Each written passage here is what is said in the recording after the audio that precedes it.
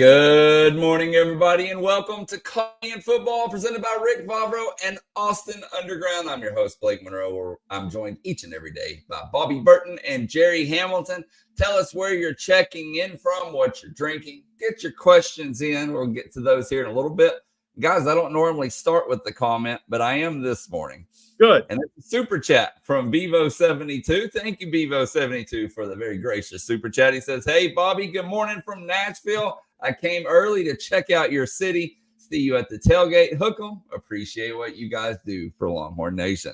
Thank you so much, Bevo72. Good to hear from you. And I'm glad to look. I just got, I was actually just talking to someone. Texas it's going to be more orange than black and gold on Saturday. That's what I'm hearing.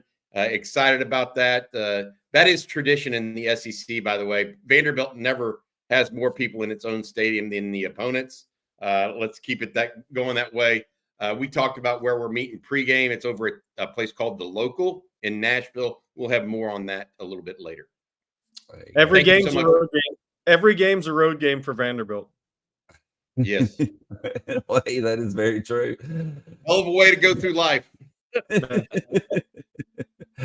Oh, man. All right, guys. Well, the first availability report came out last night that Texas has turned in each and every week to the SEC, along with Vanderbilt, of course, this week. And Derek Williams, C.J. Baxter, Christian Clark, and Velton Gardner all listed as out, with Makuba as doubtful. But curious to get y'all's thoughts on this. Of course, Isaiah Bond questionable and Trey Weiser probable. Well, my take on this. Same as last week with Bond, Bobby. Trey Weiser being probable is good. Makuba, we don't expect to play, right? So I don't think there's anything surprising on that for the Texas side, Bobby. After you're done talking about the Texas side, I'm going to get into the Vanderbilt side because there's some real key things for Vanderbilt in this injury report. Yeah, the only thing I would add on Bond and Weiser, it is excellent news on Weiser, as you said. Bond was questionable at the same time last week. We do know that Bond early this week was in a boot. And now he was in a boot early last week as well. So let's see what this portends. But I really think the best thing there is that Trey Weiser is listed as probable, because that injury could have been more severe, I think, and could have been a real issue for Texas in the backfield. Yeah, on the Vanderbilt side, there's some real interesting things here for their injury this year. And honestly, why would you until they beat Bama and then they come up on the Texas schedule? And I'm not dismissing them. Y'all know I love Diego Pavia. And I think Clark Lee's done a really good job there. But on this injury report, obviously the questionable guys are key. Eli Stowers, obviously, is the highest graded tight end in America if you listen to PFF, or in the SEC, I should say. He's probably your first team SEC tight end right now because of the season Vanderbilt's currently having. He's questionable. Under him, though, Langston Patterson is one of their best linebackers, and he's been out since the Bama game. He missed Kentucky and Ball State, so the fact that he's questionable now, maybe starting to make some progress there. He's a local kid from Nashville, really good player. Both of their running backs being listed as questionable. Alexander Newberry. Alexander from Austin LBJ. He is a physical cat blocking in the blocking game. He is a really physical football player. Those guys are all their running back rushing and all their running back receivers out of the backfield. So that's everything. And obviously we think those guys will play. Martell Heights, starting cornerback from Rome, Georgia. Miles Capers missed Ball State game. He is one of their better pass rushers, has 25 tackles, sack and a half. He got injured, I guess, during the Kentucky game, was having a really good game. Linus Zunk, one of the defensive linemen off the bench for them, 1.5 sacks this season, one of their better interior pass rushers. So a lot of those questionable guys for Vanderbilt are key players for them. Again, a game like Texas. And look, Vanderbilt's coming off 2 physical games in a row, Alabama and Kentucky on the road. Those are physical football games for them. So their injury list is worse than Texas right now. But it's interesting that if they get Langston Patterson back this game, he is one of their better defensive players. Langston Patterson led them in tackles last year as a freshman. Eli Stowers is their number 1 receiver. There is talk that both of those guys should be able to go, as well as Capers is expected to go as well, and he's a returning starter from a year ago as well. Yep. Hey guys, we're getting a lot of questions regarding Velton Gardner and Daryl Klein, for example. What's wrong with Velton Gardner? Drew asking the same. Kenny Joe as well. Any idea what's going on with Gardner? I don't know. I just know he's going to be out, and we think he's out for the season. So I haven't really checked on him. He was a late addition to Texas, and when he got injured in that, I think, second game of the year, it's been kind of one of those where I just haven't checked back in on him. Good question. I just don't know the answer for you guys. And I want to read this too before we move on. Longhorn Frenzy, thank you for the generous super chat as well. He says, just need Texas to beat the brakes off of Vandy. Since today is my birthday, I'll consider that a gift. Hook 'em. And happy birthday to you. Happy birthday, Longhorn Frenzy. If you don't follow Longhorn Frenzy on Twitter, it is a treat. So you guys might want to do it. I think he has to approve you to follow, though. That's one of those things. But he's terrific. Yes. Happy birthday, Longhorn Frenzy. And absolutely, I think, look, beat the brakes off of Vandy. I think the line's, 18.5 gone down a point since it's from earlier this week. But I think Texas has a big advantage athletically, offensively in this game against Vanderbilt. If they handle their business up front, I think Texas will be very successful offensively Saturday in Nashville. There you go. Well, before we move on and talk a little bit more about that, along with recruiting, I want to tell everybody out there first about Austin Underground. And Rick Vavro and the folks at Austin Underground have specialized in difficult underground installations since 2004. Their extensive engineering background gives them the ability to perform work that many other firms consider too risky. They offer an end-to-end client experience that includes seamless communication, budgeting, staffing, top-notch trade partners, and solid quality work every single time. If you have a commercial project that needs a best-in-class solution, then be sure to contact Rick Vavro and the folks at Austin Underground. And I want to thank them for sponsoring each and every Thursday right here on Coffee and Football. And let's jump over to recruiting, guys. I know you both today over on OnTexasFootball.com have written a little bit about that. So let's just dive right into it. Jerry, what's the latest?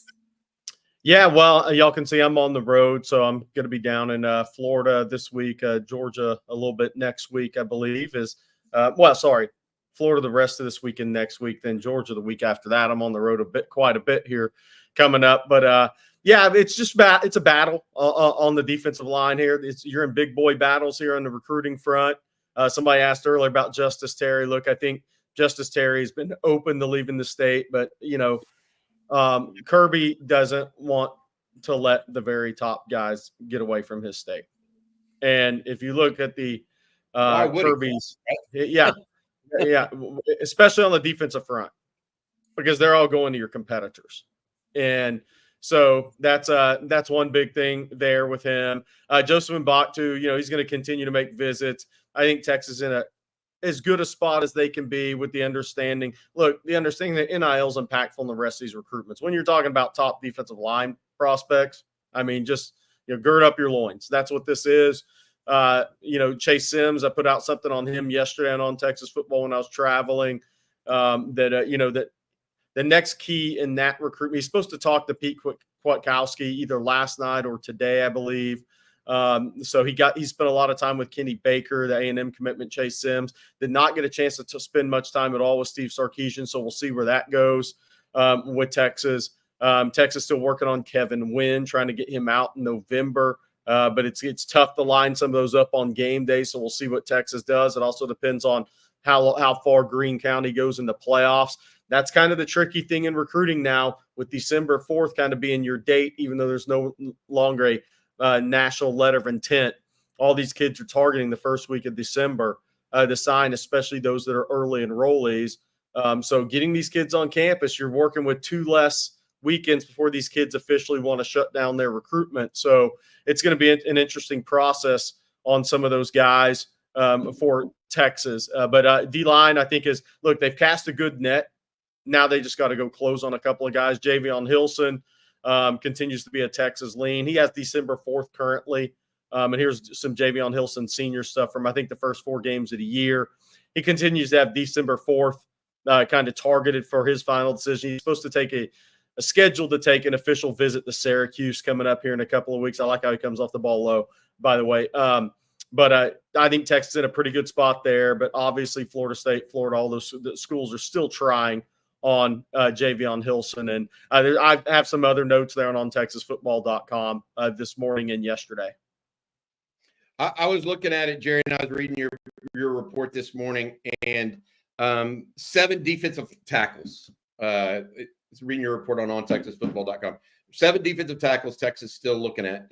And they could be a nose / a 3 technique. Even some of them could slide out to 5, right? Justice Terry, Joseph Mbaktu, Kevin Wynn, Walter Mathis. Those 4 are all from the state of Georgia, right? And then 3 Texans, Chase Sims, Malcolm Simpson, and Floyd Guidry. All 3 of those committed elsewhere. Sims to A&M, Simpson to Nebraska, Guidry to TCU. So it's they're going to have to, if they grab someone, Jerry, here, it's going to have to be most likely someone that's already committed elsewhere. But Wynn and Mathis committed to FSU and LSU respectively. Terry and Mbaktu now not committed elsewhere. But a lot of things at play. One of the things that I took a look at this morning on TexasFootball.com, Jerry, and I want to get your feedback on this. Texas is currently at 21 commitments, correct? We know, or we feel confident, Texas is in really good shape with an offensive skill player in Michael Terry.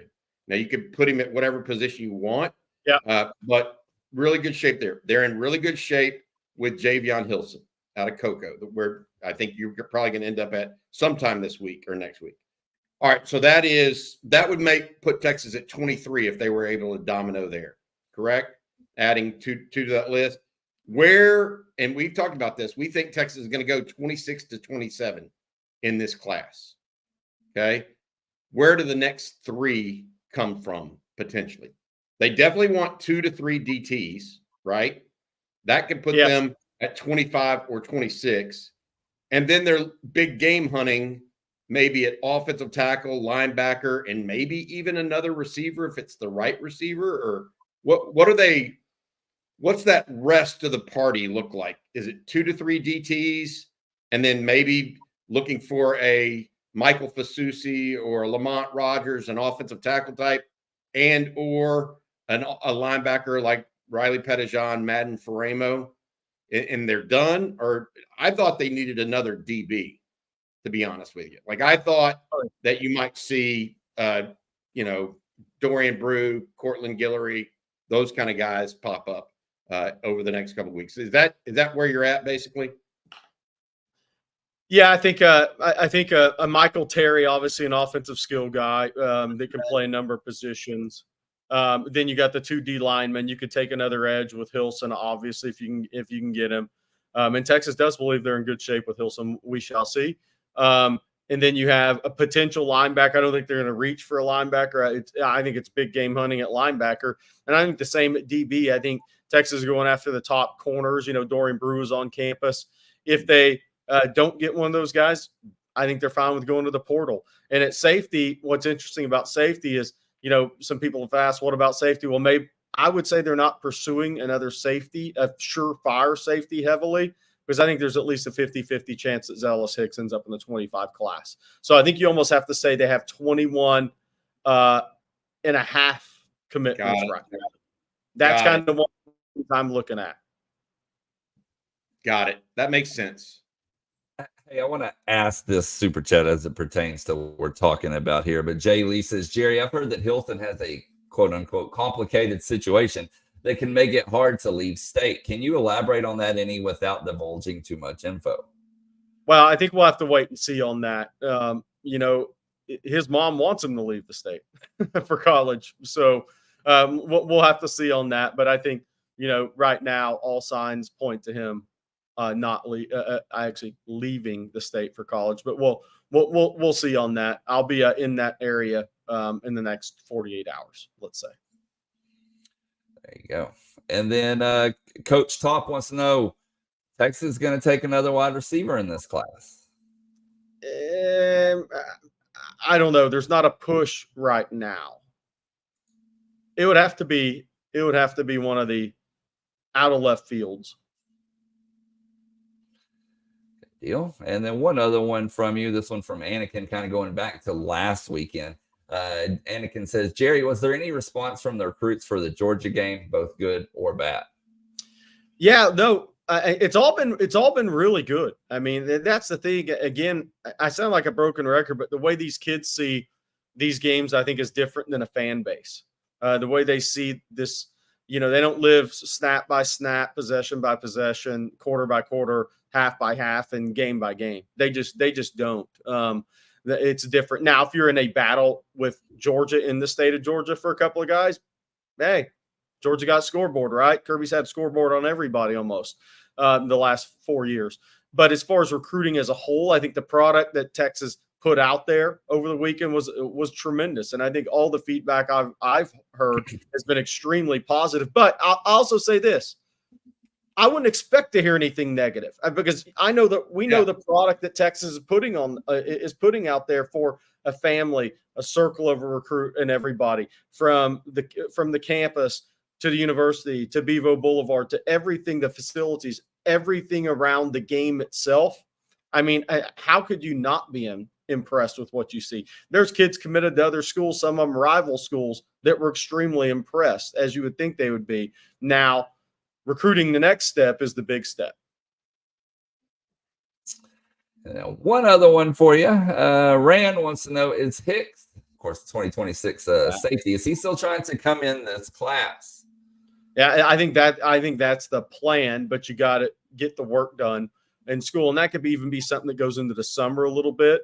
But that is still at least 50-50. I would say at least 50-50. All right, good stuff. Thank you, Jerry. Okay, guys. Well, let's jump back over to Vanderbilt. And I know we talked about this a second ago, and I'm going to play y'all a clip here from Clark Lee, of course, the Vanderbilt head coach. But he was asked if he thought that if Texas would have any extra motivation this weekend after losing to Georgia this past. It can swing either way. What I know about Texas is that they have a really good team and they're really well coached. And I've got a ton of respect for Sark, and I know he'll have those guys ready. And this is a team that has all the aspirations that they should have with respect to playoffs and national championship, and they were close a year ago. And so my expectation is that they are going to come in here ready to play. And what we need to do in response is not match their energy, but set the tone and dictate the energy on our end, again, to be the best representation of our program we can be. So my question to you is, well, I thought you were going to play the flagship university quote. I'm not trying to get everybody mad at me again this morning. Apparently, I caused too much of a stir on Twitter yesterday. Oh, why not do that? That's fun. So basically, let me set this up for you, Blake, and then you can take it from there. Yeah. You can take it from there, okay?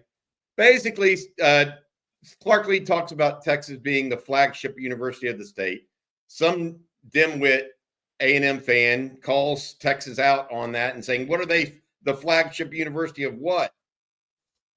And Blake then dismisses the guy pretty well. I appreciated that, Blake. Look, I think that's funny. Texas is a flagship university of the state of Texas and has been since inception and was created to be such. So any Johnny-come-lately A&M fan that thinks otherwise, older guys know it's true, and they've been fighting it their whole lives. New guys just haven't been indoctrinated yet correctly. I mean, look, it's in every state. You think Auburn doesn't battle it? Yes. You think Florida State and Miami don't battle it?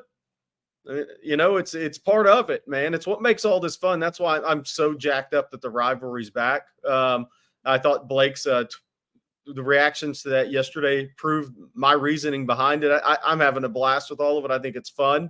And it's looking more and more like that game could have a hell of a lot of meaning, by the way. And I will. A lot of that meaning will depend on what happens this weekend in College Station at Kyle Field, because the A&M hosts LSU, Jerry.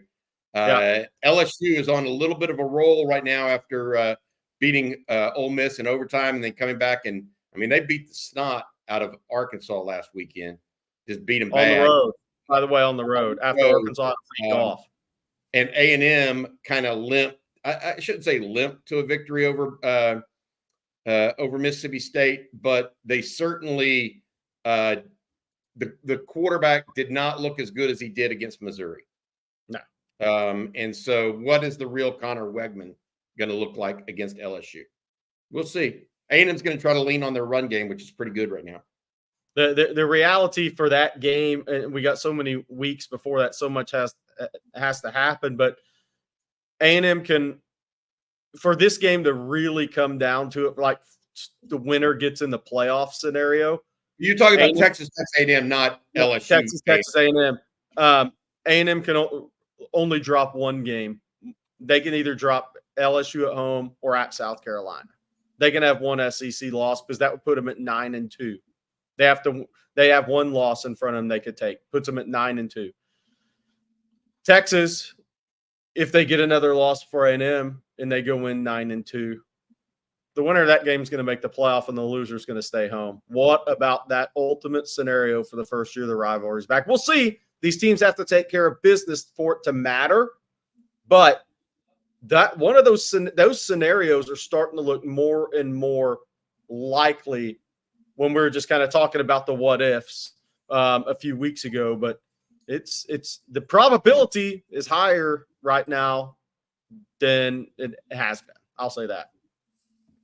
Cody Oak has a good question here, or an interesting one. Why is LSU the underdog this weekend against A&M? At home, first of all, that's 3 points right there, as we all know. And then also, I've got to be honest. I think A&M's on a little bit of a roll. What have they won? 6 straight. They have got a running back group right now that is running the ball really well. That leans into what they're doing on offense and trying to limit Connor Wegman a little bit and what his turnovers have been. And then they've got a really good defensive front. I mean, LSU is not very good on defense, guys. Not very good on defense. Now, maybe they're getting better. They look better against Arkansas. But we'll see what ends up. I'm taking LSU in that game. I just think Nussmeier right now, Nussmeier and Pavia are the 2 best quarterbacks in this conference right now, in my opinion. The key, and it's almost the same as last week for Texas against Georgia, except LSU's on the road. Their offensive lines play at an extremely high level. And they have – Will Campbell's having a great year. If their offensive line, LSU's offensive line, handles the A&M defensive front in that game, you got to remember Missouri had guys running wide open against A&M. Their offensive line couldn't hold up to a really good defensive front by A&M. If LSU's offensive line holds up in that game, then they're going to score points. So the question then becomes, how does Connor Wegman play against LSU, who is injured on defense and is not – I mean, they've lost, 2 of their top 4 players on defense are out for the year for LSU. So how does that defense hold up there on the road? But it's an offensive line game for LSU, much like it was for Texas last week against Georgia, because A&M's front 4 is really, really good. There you go. All right. Well, we got questions, comments, super chats coming in, guys. We're going to get to those here in just a moment. But before we do that, Bobby, can you let everyone out there know about the Rogue Shop? Yeah, Rogue Shop is bringing real plant medicine back to its roots. Make sure you use promo code ONTEXAS for a special discount. The Rogue Shop has it all, from oils and creams to flour, gummies, and vitamins. For those of you guys that like to partake, again, that's rogueshop.com. They ship nationwide. Use code ONTEXAS for a special discount. Again, they have it all: oils, creams, flours, gummies, and vitamins as well. Rogueshop.com. Use code ONTEXAS for a special discount. Thank you for that, Bobby. And guys, we're going to jump over to some super chats here. And let's start with this one from Jack, because it's more of a comment. He says, Bobby, this is for the tailgate and some jerky for Jerry. Thank you so much, Jack. We appreciate you. Guys, Jack lives in Poland and is a teacher over there. And I met him at Dirty Martin's. He was in for about a month ago for a couple weeks. And I met him for lunch on a Friday over at Dirty Martin's. And he is a true Longhorn through and through. Really, really solid dude. He also helps sponsor some students in Poland. that I contributed to. Thank you, Jack, for being who you are, man. Great Longhorn fan, no matter where you live. Very cool. And then Max with the super chat says, problem is that Quinn hasn't shown to be a playmaker, such as Pavia or Max Duggan, when the scheme and game plan aren't working. I got a feeling Arch has that X factor. I think that is very important in the college game. Very, very important. The college football at the quarterback position is a playmaker's game. At the NFL, it can be a little different. You still have to make plays, but it's different. Make plays. College is playmaking, in my opinion. I agree with you. The issue here is that he's right. The first sentence is right. Problem is Quinn hasn't shown to be a playmaker when scheme and game plan aren't working. If Sark's not dialing it up, or if the pass rush is getting home, where is Quinn stepping up and defeating that? He did that a little against Michigan, right? He didn't do it a lot, though, against Michigan. He wasn't asked to. Sark had a really good game plan that was working. So when is the time that Quinn has stepped up and done that? I think he did it a little bit last year against Oklahoma in the second half. I mean, he was on fire in that second half, if you recall. But that is a great question. I mean, Quinn may be a distributor almost exclusively. He may not be a playmaker. And you can have different types of quarterbacks. Just other people have to step up and be playmakers in that category. Our next super chat, fellas, comes from, if I can find it here. Sorry about that. Greg C. Thank you, Greg C., for the super chat. He says, given the issues at safety, where does Xavier Filsaime? Behind the others. Yeah. I mean, clearly behind Jordan Johnson-Rebel right now. Jelani McDonald and Michael Taft will start this weekend. We know that. Jordan Johnson-Rebel will be there. Jahdae Barron, Steve Sarkisian talked about him moving to safety. I just think Xavier Filsaime is behind the others. That's all there is to it. No matter where you're ranked in high school, and I say this, and I'm a guy that covered recruiting for up to 10 years, right, Jerry? You agree. When they get on campus, it does not matter how many stars you have, buddy. You either get after it and make your presence known, or that things are not going to be given to you. And that's not just at Texas. That's anywhere in college football. So you better get after it too. Yeah. And play like your life depends on it. I'm not saying that has or hasn't happened with Xavier. I'm saying the light bulb clearly has come on with Jordan Johnson-Rebel. And he's doing extremely well early in his career. And that's overshadowed Xavier Filsaime. And then we have a super chat from Corey B. This is an interesting question. We talked about this yesterday with the Texas-Georgia part of it, but he says, do y'all think that Texas versus A&M will outdo Georgia in the TV ratings? I don't. It depends on what is at stake. I'm with you on that. If you're looking at 2-11 or 10-1 teams, it's going to do well in the ratings because they'll both be in the top 5 to 7 for sure. It will depend on that, I think, because also later games in the year can get higher, and around that Thanksgiving weekend when everybody is sitting on their watching football all weekend, that can get big. We'll see. Then should I have one at this real quick? Any word on Sadir since the incident? Was dressed out again Saturday night. So we'll see if that means anything in terms of getting into a game in the next 2 or 3 weeks. But he was back in uniform Saturday night, coming off a suspension. And we got another Quinn-related super chat. This one from Jays Hooper. Thank you, Jays. And he says, Quinn isn't even a distributor. He's a passenger on the field. The game happens to him versus him molding it based on his play. So tell me who you think we should go with, JS. Are you saying that you like I get what you're saying, but Quinn is a distributor. He has been. And I think that's being a little too harsh The question, and this is the fair one that Quinn has to answer: can he handle a dirty pocket? I don't know the answer to that yet. I don't think pros know that answer. And if they were leaning one way or the other, they'd lean to the negative right now based on the last 2 weekends. So I mean, I hear what you're saying, but this is not a dig on Quinn show. I think that he's got qualities and strengths that Texas needs to try to play to. Hopefully, Texas can play to those this weekend against Vanderbilt because they need to. They're going to need to move the football and score points because Vanderbilt's offense is old school. They're going to move the football.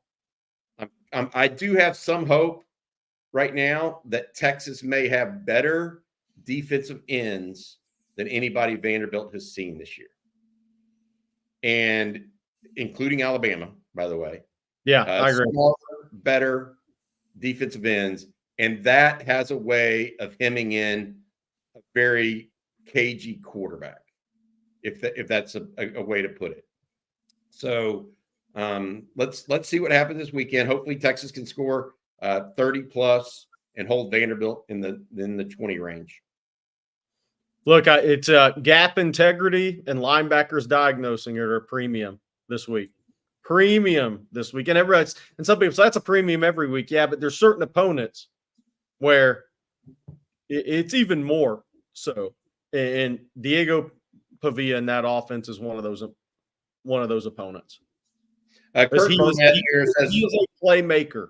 If you get out of your gaps, he will make plays against you. Kurt Barnett, can you pull that back up, Blake, if you don't mind, bud? Yeah, right there. It is apparent that Quinn has not been the same since he got injured. Jerry, what value do you place on Quinn's injury and his play the last 2 weeks? He's clearly played not to get hit too frequently, in my opinion. Clearly played that. He hasn't stepped into throws. Is that because he's worried about getting injured again, or there's still some lingering issues from the injury? He hasn't thrown the deep ball with any kind of velocity. The one to Matthew Golden was 10, 15 yards underthrown. Golden made a great adjustment. What do you put here on the game since he got injured, that effect on Quinn? And is it still injury, or is it just the PTSD of getting hit that he's got right now? Yeah, I think it may be a little of both. I think it's probably a little of both. But here's the thing. The Texas team needs him to go out and make plays this weekend. It's time to, look, I think the first half is huge for Quinn Ewers. I really do, because you're going to have opportunities against this defense, assuming your defense can get them off that offense off the field, because they're just going to try to condense the game Mississippi State style. It's going to be in a different way, but make no mistake, that's what Vanderbilt's going to try to do. So you obviously, if you win the toss, you take the ball in this game. But he has got to play better in the pocket this week. No matter if you're still hurt, then don't play.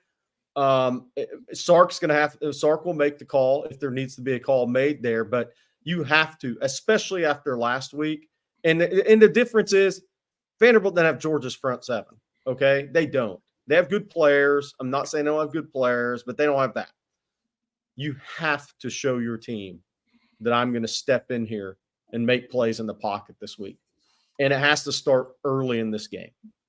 And if you don't, then Sark's got a decision to make, because this team needs that this week.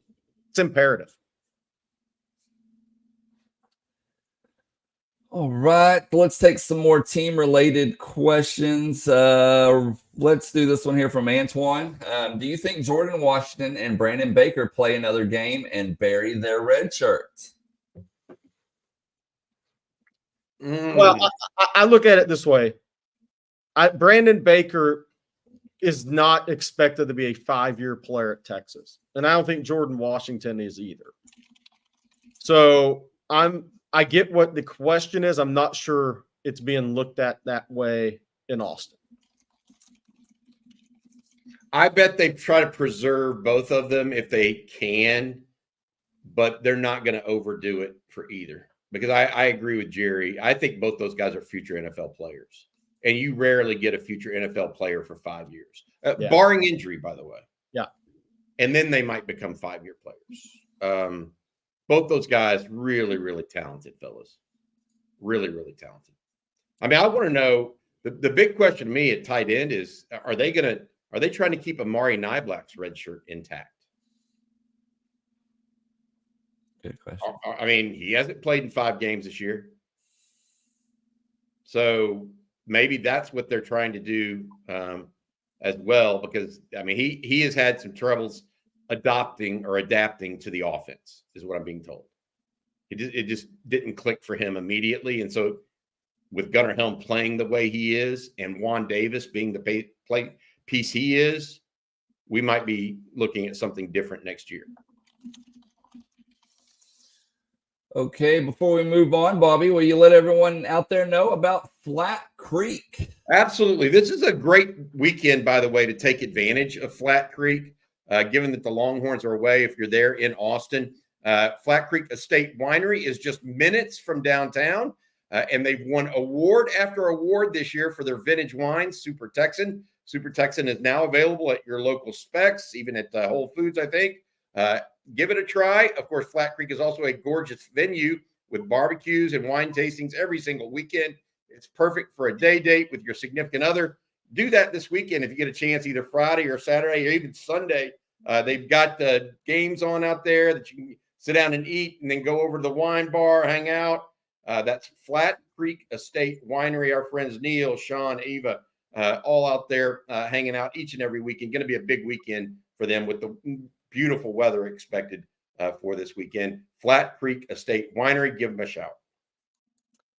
Well, it appears a lot of people excited about Jordan Washington's future in the chat, but Kenny Joe wants to know, Bobby, can you give us an update on the other tight ends? Shannon definitely looks the part. Yeah, Spencer Shannon. I actually talked to Spencer Shannon's dad at the tailgate before the Georgia game, and they're excited about the future for Spencer and University of Texas. He's played some this year. He is more that inline tight end, blocking tight end. I would not be surprised to see him play a little bit of a role similar to what Juan Davis has played at this point, where he's that lead blocker into the hole a lot. But we'll see how it goes. Other tight ends on the roster right now, I mentioned Niblack. They could be redshirting him at this point. But I think Juan Davis and Gunnar Helm will be gone next year. We'll see what happens because Spencer Shannon, Will Randall will also have to step up. Then you have the newcomers that are on their way in. Emory Winston out of Georgia, as well as Nick Townsend out of Klein area. He is tremendous prospect. We'll see how Texas tries to fit all those guys together. But I think Jeff Banks is starting to get that tight end room with the depth that he wants at a high level. And speaking of tight ends, Cody Hook says Gunnar Helm barely breaking top 5 tight ends in the draft. Do y'all think that's disrespectful or is he overlooked? Oh, not disrespectful. I think, look, his testing, whether it's fair or not, his testing is going to be impactful on his draft status. What he does in the 40 and the L-cone and the shuttle. And that's what these guys train for after their college career's over, to get ready for that draft. But that's going to be impactful for him in this draft. And look, there's a lot of tight end at Penn State's having a tremendous season, right, Bobby? Different players, but 15 passes last week. 17 for 225. I mean, 17 for 225. I don't care who you're playing. The tight end that catches 17 for Warren is the kid that put up 17 for 225 against USC for Penn State. It's having a really good season. Obviously, Colston Loveland is a high-level prospect. So I think it's going to come down to testing. And I'm not just saying for Helm, for all these guys at this position, because they have these NFL scouts have what they've seen on tape and in person. And then comes the next part. And it's a big part a lot of times when slotting these guys, aside from the mental makeup when they sit down with these teams, which I think is always underrated. If a team's trying to decide between two prospects at the NFL level, no different than college coaches trying to decide for two high school prospects at the same position who are really close talent-wise, what could push one over the top versus the other for college to take one kid versus the other. No different in the pros. I mean, there's scheme fit, yeah, but if you get down to two guys, a lot of it's when they talk to those guys, what do they think? Or it's one is significantly better as a tester. So that's what it's going to come down to. If Helm puts up good testing numbers to go with his senior tape, he'll be just fine in the NFL draft. And guys, I was going to say, I pulled up the draft position rankings by Mel Kiper. These are the latest ones. Gunnar Helm now the number 4 tight end in Mel Kiper's position rankings. I mean, and hey, look, but here's what I would say. He wasn't on this list before the season. I mean, he wasn't even on the list. Mason Taylor, that's Jason Taylor's son, really good player. Gunnar Helm is vaulted really high. Elijah Arroyo, by the way, really good. But Tyler Warren, that's the kid I was talking about from Penn State. You don't go 17 for 225 against anybody at the P4 level as a tight end unless you're a dude. And Colston Loveland's going to test off the charts, I think, for the tight end. Not off the charts, but really, really well for Michigan come combine time. Look, the knock on Gunnar Helm is going to be strength. He's a gifted pass catcher. If y'all don't think that, I don't care. I mean, you're wrong. He's a gifted pass catcher. He's going to have more strength so he can play in line and seal the edge a little bit even if as an H-back type against some pass rush guys in the league. So if he goes, just go ahead and draft any TE at Iowa from Bobby Petronic. That's historically been correct. What I'm saying here, I guess, is that if I were Gunnar Helm, the minute the season is over, I'd be taking creatine and pumping iron and trying to raise my bench press to where I could get 20 reps of 185 or 225 or whatever they do at the combine. Because that is going to be – it ain't going to be his receiving ability that is questioned at the combine. No way with the tape that he has in. It'll be his strength at the point of attack. All right, y'all, we got more super chats here to read, and we're going to jump to this one from Jeff Carey. Thank you, Jeff, as always. He says, so will Vandy play a semi-prevent and turn up the blitz in the red zone? If so, that won't be a bad setup for Quinn. They played a lot of two-deep shell against Ball State, and that's not saying that's what they'll do against Texas. They played a little more man against Kentucky, but I expect them, Bobby, to run, and I'm not saying 3 high, some sort of a zone cloud coverage and make Texas earn it all the way up and down the field. This is not – look, Vanderbilt wants to dominate the ball offensively and make Texas drive the ball on long drives against them. Condense the game, period. That's what they want to do. So you're going to see a lot of that. And I call it a cloud coverage. They're going to throw a lot of looks, but a lot of zone looks and try to make Texas drive the length of the football field and make play after play after play, whether that's in the run game or the short passing game against them. No doubt what Vanderbilt's going to try to do. I would add one caveat. I do think they're going to play a lot of shell coverage or cloud coverage, as Jerry, whatever you want to call that. I think that they're going to be really, really risky on third downs to get off the field. That's where Clark Lee is going to try to play the game against Steve Sarkisian. Is he's going to risk it for the biscuit on third downs, and he should. And that means Quinn Ewers has got to recognize and go for it and let it rip on third down. That will be, if Texas cannot go, God bless, 2 for 15 on third downs. Okay, they just can't. Vanderbilt, by the way, is over 50% on third downs right now. They are converting more than 50% on third downs, their offense. They want to stay on the field, to Jerry's point, Texas needs to counter that by staying on the field themselves. So Clark Lee's going to try to play situational football, and it's not just in the red zone where I think they'll bring it. I think they'll bring it on any third down. You can almost guarantee he's going to risk something and do something on just about every third down. He's not going to let Quinn Ewers just sit back and pick them apart, or Steve Sarkisian to sit back and pick them apart. By the way, so any team that's really good, over 50% on third down conversions, has a lot of third and shorts, which means first down defense for Texas is crucial Saturday. Crucial. First down defense, crucial. Juan Garza with the next super chat. Thank you, Juan. He says Quinn should come in motivated as hell to prove people wrong this Saturday. I think he will be ready. Hopefully. Anyway, he should be motivated. No, 100%. And it shouldn't be because of anything that's been said on a message board or here or by any media person at all. It should have nothing to do with that. It should be all internal after watching the tape. It shouldn't even be about anything that's being said. It should be about watching your own tape and saying, this can't go on. I got to move my feet in the pocket. And my feet have to move. I have to have tennis player feet Saturday. That should be the motivation. Your feet better move like a tennis player Saturday, man. And what I mean by that is quick, reactive, and always moving. Gotta have it Saturday. It shouldn't have anything to do with anything anybody said. It should only be on what you saw on your own tape. Period. And then we have one other super chat, guys. This one from Jose Rodriguez. He says, Golden was so open last week. Does he come back? What do you mean, does he come back? For another year? I guess is my question. Yeah, for another year. I don't know.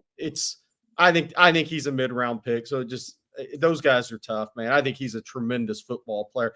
And if anybody kind of wonders how good of a football player he is, just look at how many snaps he plays in a deep wide receiver room. I mean, that says a lot for how good a player somebody is. What did he play? 71 snaps? 67 or 70 snaps it was against Georgia. That meant Sark didn't think he could take him off the field. Those guys get drafted. He'll get drafted. He's a mid-round player before any testing number. I think that, Jerry, you may be right. The question is, where does he compare to these guys that run 4.3? And so when you start talking about mid-round, that can go from 3 to 6 rounds, right? I think the bigger piece to me, and I really like how Jerry said that, the number of plays Steve Sarkisian is using you on is indicative of where you are on the roster on offense right now, especially in a game like Georgia.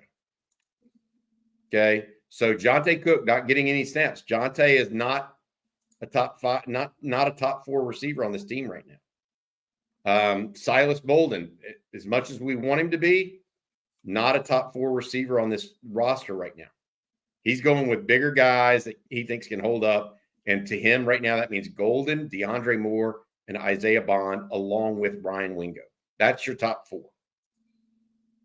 So, that's we all wondered what it would look like preseason, and that's what it's evolving to become. Definitely. All right. Our next question here comes from Archmania. And he says, and we've seen this question a lot this week, just haven't been able to get to it. Do we see Colin Page this week? Maybe. Look, I mean, he's off the injured list. This is the walk-on running back that actually has looked decent, Jerry, on the inside zone. Like you said that you think Jarrett Gibson's going to play a lot. Colin Page may run the inside zone better than anybody on the roster right now. I'm just going to put it out there. That doesn't mean that he's going to play a ton, but he does run that. He runs the inside zone really, really well. So there could be a spot here, particularly if Trey Wisner. We went over the injury report earlier. If you're just joining us, Trey Wisner is listed as probable for this game. So I don't know that they'll get to Colin Page. If Trey Wisner was out, I think they might get to Colin Page in this game. But we'll see how it goes. Hopefully, Texas has a healthy enough running back group. Jaden Blue's clean right now. Jarrett Gibson clean as well. Jerry, you mentioned yesterday, and I somewhat agree with you. Vanderbilt is not an all-out blitz team, and so Jarrett Gibson should find his way onto the field a little bit more against Vanderbilt than the no plays he saw against Georgia. All right, Bobby, before we move on, will you let everyone out there know about My Perfect Franchise? Yeah, absolutely. Andy Ludicky and his group, My Perfect Franchise, they're all about trying to find you a business if you want to be your own boss. So if you're looking to leave the corporate rat race, want to own your own business, and need some guidance through this process, Andy and his team have the solution. They put you through a process whereby they qualify you for the businesses, then try to figure out which businesses are best suited for your strengths. Give them a call, 404-973-9901, or reach out to him, Andy, at myperfectfranchise.net, or just visit myperfectfranchise.net for further information. Again, Andy Ludicky, 404-973-9901. Thank you, Bobby.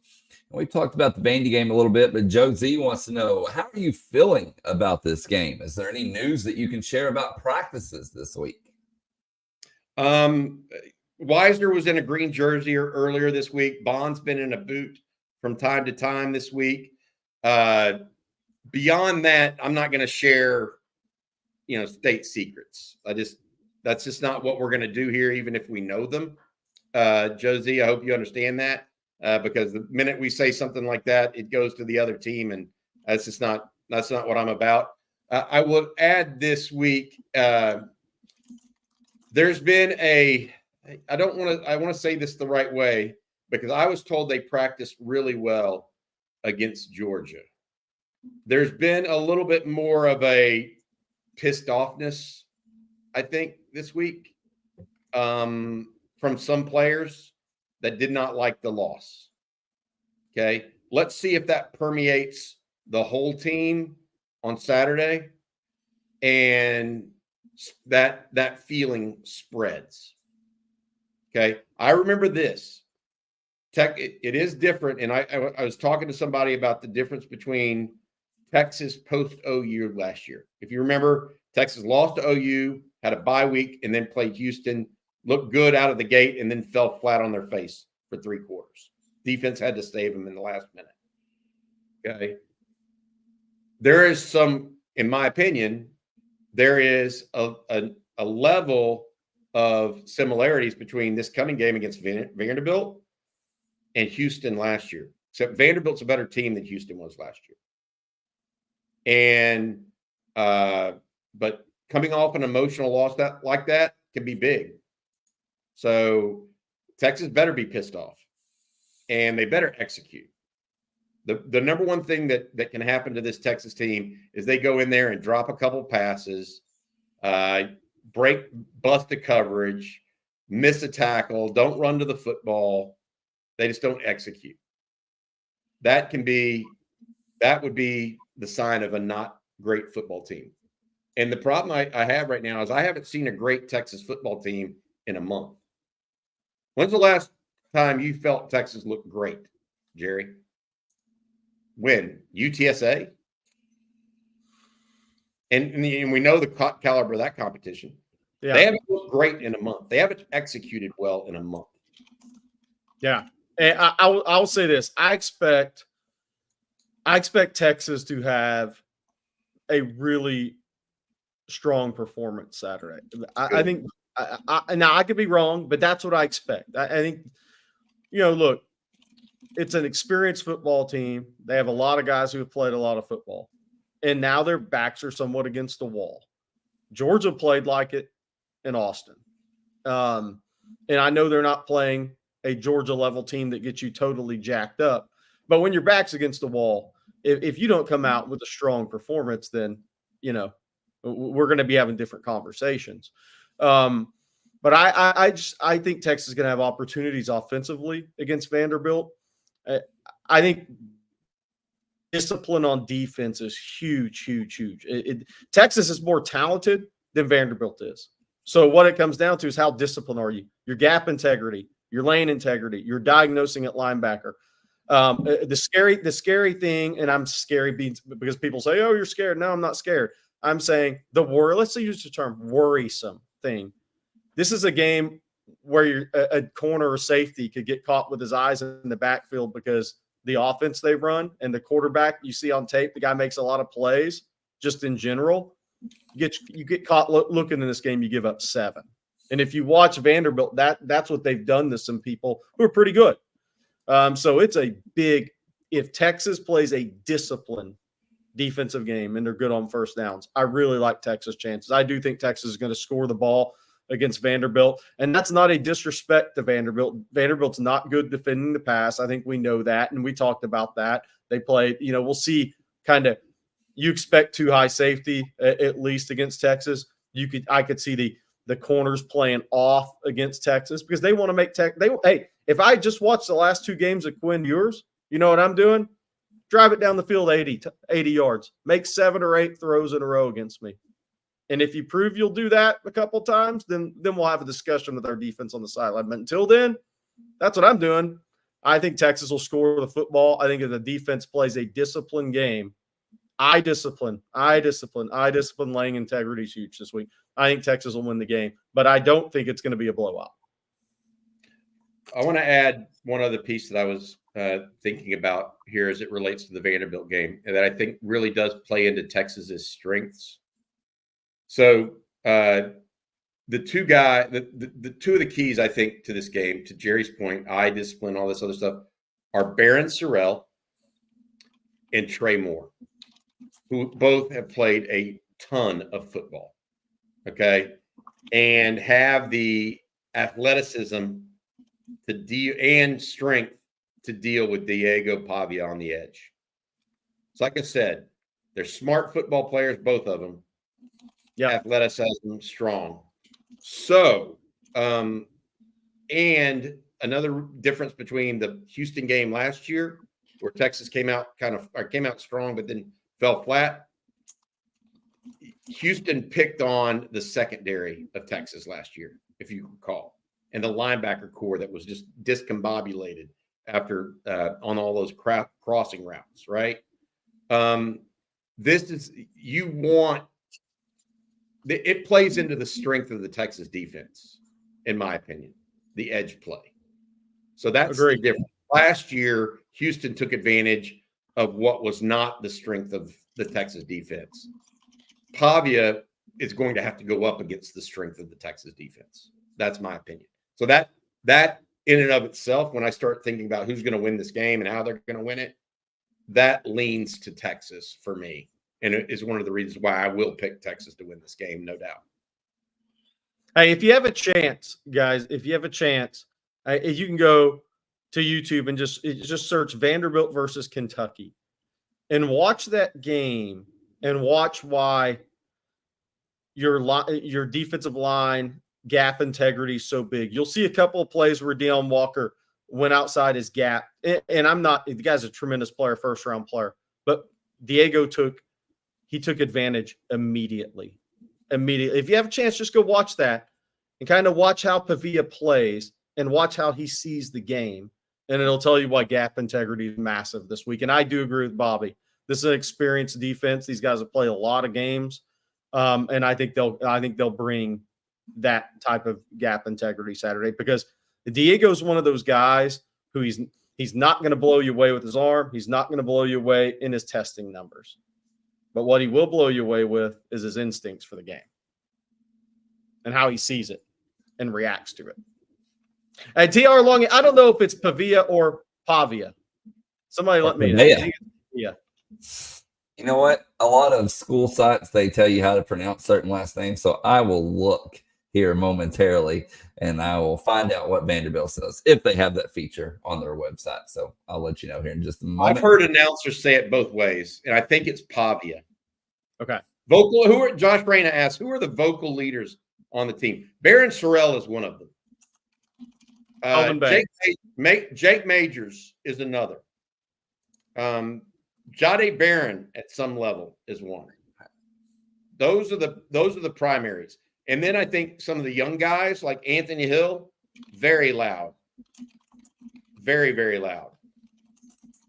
Those are the guys right now. Ashley has a comment. As a college quarterback, I agree. As a college quarterback, he's what a was the playmaker. question? You got to read that out, Jerry, for folks. Ashley says, I think this may be the best quarterback Texas has faced this season, even better than Beck. As a college quarterback, yes. As a pro prospect, no. As a college quarterback, though, yeah. He's better. Carson Beck doesn't value the football.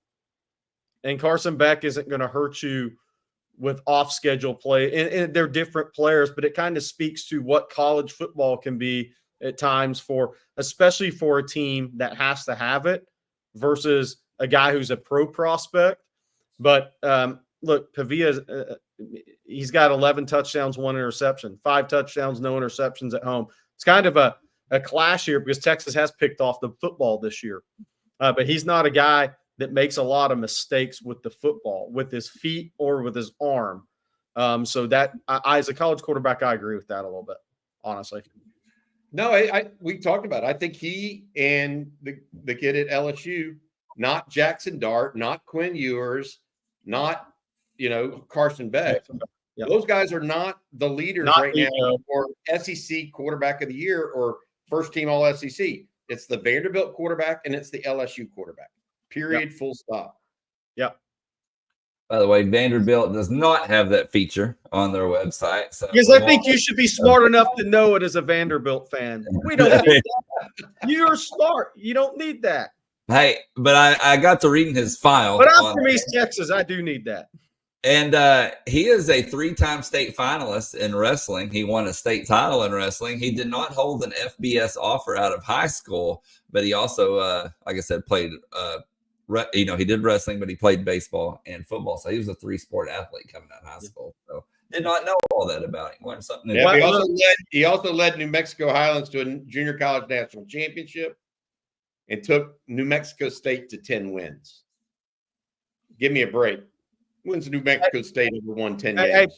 But you know what, Blake, you know why that was great, what you just said?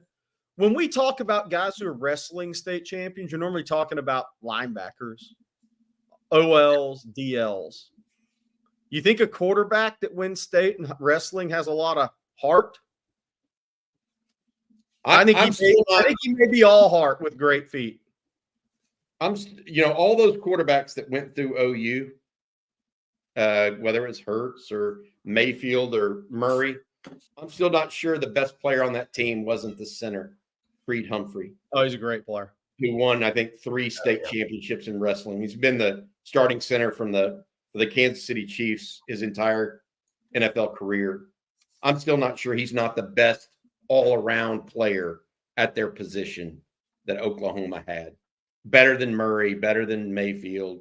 Just doesn't play that marquee position. Tremendous. I mean, he used to – Texas had good defensive linemen, guys. And he's just so good. You want to know how good he is? And this is the same thing. Keep in mind with Daniel Cruz, he has shorter arms than you'd ideally like, even at the center position. And he still is a great player. Those guys are really, really, really great players. Daniel Cruz, same arm length as Creed Humphrey, and some people in my business in college is, well, what about his arm length? Well, and I always said it's the same as Creed Humphrey. Same as Creed Humphrey. I think they're very similar. I'm not saying Cruz is going to be that level guy because who knows where Humphrey's pro career is going to end up in 10 years. But just keep that in mind. Before we get to our last few questions, I need to tell everybody one more time about Rick Favreau and Austin Underground. And they have specialized in difficult underground installations since 2004. Their extensive engineering background gives them the ability to perform work that many other firms consider too risky. They offer an end-to-end client experience that includes seamless communication, budgeting, staffing, top-notch trade partners, and solid quality work every single time. If you have a commercial project that needs a best-in-class solution, be sure to contact the folks at Austin Underground. And we want to thank Rick and them for sponsoring every Thursday right here on Coffee and Football. All right, guys, we got time for just a few more here. And Horns Up 31 with the super chat. We appreciate it. He says, does Quinn know how to throw a ball over 20 miles an hour? I would assume the answer is yes on that. 100% yes. And then BB says, has Jahdae Barron raised his draft stock? I think he has. Yeah, I think he has, just from a versatility standpoint, right, Bobby? I mean, he's got to go run in Elkhorn and 5.10.5 at the combine is going to be huge for him. But I think he absolutely has, because he's a guy who's been he's been an all conference level player now at 2 different positions, and he can play safety. I think he's raised his draft stock, and I think he's going to be a guy that, even if he doesn't test to the level of some guys that are highly drafted, Bobby, I think there's been a lot of talk coming out of the NFL Combine, and when these guys study him, that he's one of the most versatile defensive backs in the draft. Versatility. He's shown a little bit more willingness to actually finish a tackle this year, which is, I know that's going to sound weird, because he actually was a pretty decent tackler throughout his career. I feel like he's finished tackles more and a little bit more physical. He's starting to have the stats to back up. Brandon Huey's talking about a potential Thorpe Award. He's starting to have the stats to kind of get into that category of thinking. With the 2 picks against Georgia, that certainly helped in a big game. The question I have, and I think the question every NFL team will have, is he a corner? Is he a safety? Is he a nickel? And I think a lot of those questions cannot be answered until you see what he really runs, Jerry. To your point, I would draft Jahdae in a mid round and try to figure out what exactly he's best at, because I think if he finds his spot, this is the thing about Jahdae that I think people underestimate. If he finds his spot, he's going to start for 5 to 10 years for your team. Yeah. He's that kind of mentality guy where he's going to outthink and fit into your scheme and do for your scheme what you want it to do. He molds himself a little bit like that. Like he's done that for PK, in my opinion. Figure out what I need to do, what the coach wants me to do, and then get after it. That's a rare, people just don't think, oh, well, anybody could do. No, that's a rare player that can kind of find their place and then maximize in that place. And that's what he's done at Texas, in my opinion. I don't know, like you said, I don't know what he's going to run in the 40 or what his Elkhorn or shuttle is going to be, but his football intelligence is a 4.15. That's the best way I can put it, right? Jahdae Barron led the Big 12 in tackles, DBs and tackles last year. David Keith Williams wrote that. Yes, but he hasn't always been this. I mean, look, I go back to a game against UTSA 2 or 3 years ago when Jahdae had the guy dead to rights in the backfield and ran through him. Jahdae, and you can ask Sark about this, Jahdae has absolutely improved his strength in the last 2 years. He, whenever Sark was asked in the preseason, have you just seen any guys that are developing and your first time back on the field, you said, whoa, that looks like a different dude? Sark's answer this year was Jahdae Barron. He's built like a running back. Yes, he's starting to look like one too. Yeah. So I hear you. He's never been a horrible tackler, David, but he's changed his MO a little bit. All right, y'all. This is going to be the last one for today. We started with the bang. We're going to end with the bang. And Zach, thank you for the very generous super chat. We definitely appreciate that. And he says, "Good morning, fellas. Hook'em. Has anyone heard about Cedric Baxter? How is the rehab?" He was. I got a little bit of news on that. Yeah, if you don't mind. So Cedric, thanks for the super chat. First of all, Zach. Cedric went to the doctor in Dallas to have the surgery. That has done a lot of pro athletes injuries on the knee, and spent a day and a half up there in Dallas. He has since been rehabbing. He's been chronicling that on his Instagram stories. It is a severe injury. He is not expected back for spring ball. No, yeah. And so he will not be back until the summer at the earliest. So one of the things we're monitoring as a group of reporters here is, what does this mean for Texas and possibly recruiting a portal running back if necessary? That is a bigger back, because even James Simon is not a bigger back. I mean, he's bigger, but he's not ready for that. Jarrett Gibson hasn't proven he's really ready to step up yet. Texas may have to go get a bigger back to pair with a Trey Wisner next year in the portal. We'll wait and see how it goes. But definitely, I have heard Cedric Baxter, Jerry, you mentioned this. He attacks things, though. Yeah. He's an attacker. So I think if you do see a guy that rehabs well, or at least to his maximizing ability, Cedric Baxter is going to do that. They were talking about him as a team captain, by the way. No doubt. So as a sophomore. Well, that's going to do it for today's episode of Coffee and Football, presented by Rick Favreau and Austin Underground. We want to thank them, along with Flat Creek, My Perfect Franchise, and The Road Shop, all for sponsoring. Thank you all for tuning in. The big super chats, the little super chats, and everything in between. Thanks for the great questions as well. If you haven't already, head over to ontexasfootball.com. Join in on the discussion, the community. There's a lot going on over there. Message board is always active, it seems like, with either whether it's new news from Bobby, Jerry, CJ, whoever, or just general questions from members. But if you're not a member, you can become one using code OTFOG. You'll get a full year for $39.95. Again, ontexasfootball.com. Promo code OTFOG, $39.95 for 1 year. You can't beat that deal. And Bobby, what do you got later today right here on the YouTube channel? We've got several things going on later today. We've got the game preview, Vanderbilt and Texas. Rod and CJ going to be breaking that down. Jerry's going to be talking Thursday night SEC talk with CJ, Bob, Coach Shipley, and Rod will be doing the winning drive. One of the things that I wanted to say as well, Blake, you need to promote our friends over at the baseball office. Have a big event this weekend. Go ahead and do that if you don't mind, because we want to make sure people realize there are a couple of things they can do this weekend. Get out and support the Horns. That's right. So tomorrow, I lost track of what day it was there for a second. Tomorrow, Friday, gates open at 5:45 for the orange-white game. Batting practice will actually start at 5:45, and that's when the gates open. So you can get there, you can watch batting practice, and then afterwards, they're going to have the actual game. The game will take place at 7 p.m.